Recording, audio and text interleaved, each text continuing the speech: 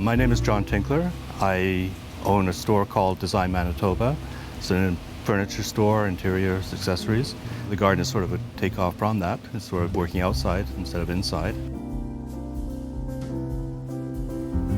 We have 2.5 acres, and we built the house in 2000.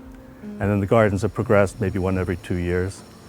I do most of the planting, and my husband John and my sister-in-law Maria, they help with the other chores. There are 3 main gardens. There's the front Cottage Garden, which is pretty wild, and it's sort of the battle of the thugs. If you can survive, you can survive without water, and they're allowed to spread. It's very wild and natural looking. Then there's a more controlled Courtyard Garden. It's a little bit more formal. But the beds are very linear, but the plantings are very loose again. And then there's this pool garden, which is a bit more contemporary and really more controlled color-wise than any of the others. And they evolved. The front one was the first one that was planted. And then we did the courtyard. And then about 8 years ago, we did the pool garden. So I've always got a project and plans for more.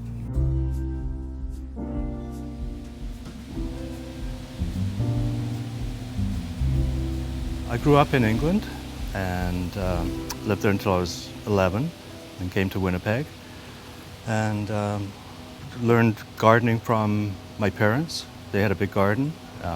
It's rubbed off on my sister as well. We both love gardening.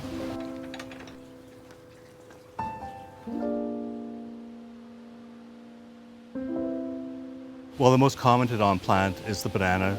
There's 4 banana trees in the garden, and they are what everybody comments on because they're so big and unusual and exotic looking and so unexpected in the prairie garden.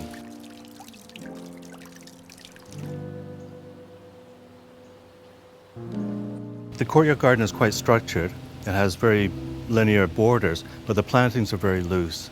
So it's that contrast, gives it that sort of English feel of it. There's enough bricks in here to build a small house. And they came from a salvage yard. They were recycled to begin with, but they've aged and now it looks like it's always been here.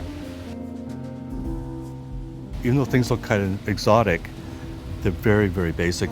The Peruvian daffodils come from the box stores. The pineapple lilies come from the box stores in a package in the spring. This is the Peruvian daffodil. It looks very exotic and very delicate, but it's the opposite. It's extremely hardy. And once it's finished flowering in the end of the season, just chop them down.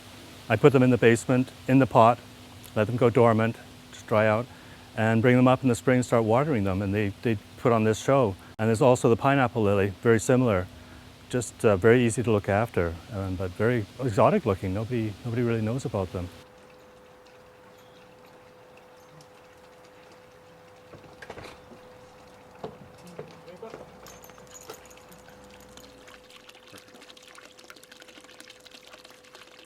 The pool garden is the same sort of idea.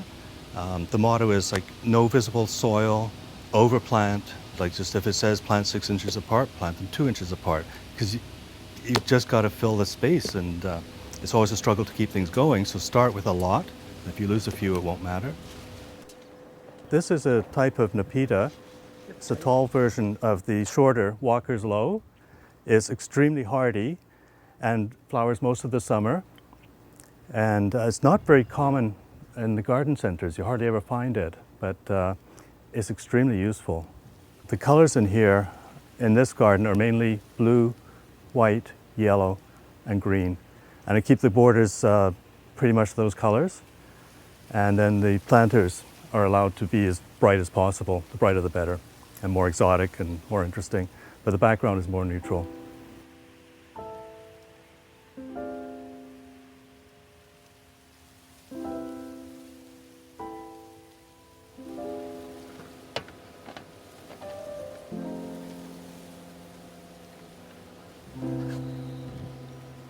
The latest project is the rusting Corten steel planters.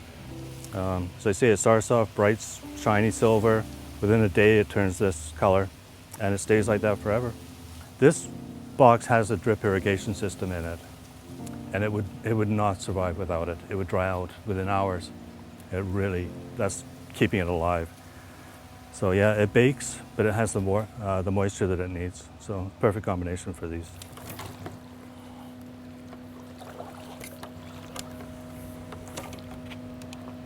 This is a big box, white plastic, hanging basket.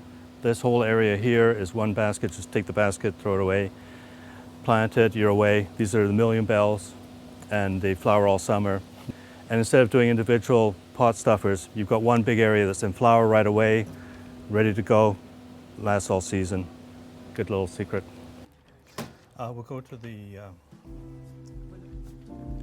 part of the live and let live attitude is the, say, milkweed, which you'll find in the flower beds in the front. And there's a giant patch out back as well. That's for the monarch butterflies. And it just decided it wanted to grow there. We let it go. You just have to go with what actually will grow in this climate and just plant lots of it.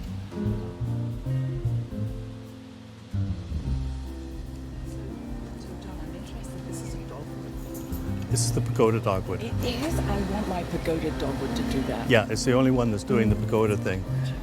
So the zinnias, as I said, if you don't buy them labeled, they'll be the wrong color. Yes. It's okay. Yes. And they filled in.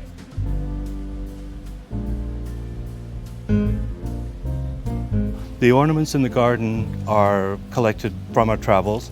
The dolphin boy was from an antique store down east. The lion is Chinese, but it came through New York. The fountain was from Vancouver. There was a wonderful reclamation yard in Vancouver. After the earthquakes in Mexico, they salvaged a lot of the architectural fragments, which is great. So we have some of them. We have some reproduction pieces from them too. Just been a collection over the years. This water feature is like all the water features I have. If you have a water feature, something's going to go wrong. So this one had a hairline crack from frost damage. So it was resealed with an epoxy, which is great, so it doesn't leak anymore. But the fountain was put back in when the epoxy was wet. So it's now cemented to the bottom, and it's slightly off center. Not badly, but just enough to drive me crazy. So it'll stay there until something else goes wrong and the pump fails and I need to break the seal. So water features, fun.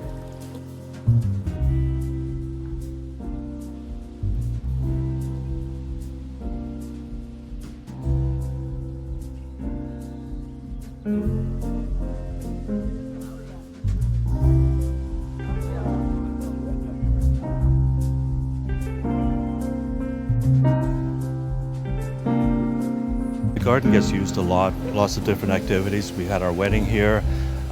It's been used as movie location sets, and a couple of Hallmark movies have been done here. Love and Design, where they make over a garden, sort of appropriate. Dinner parties, fundraisers, garden tours. It's active.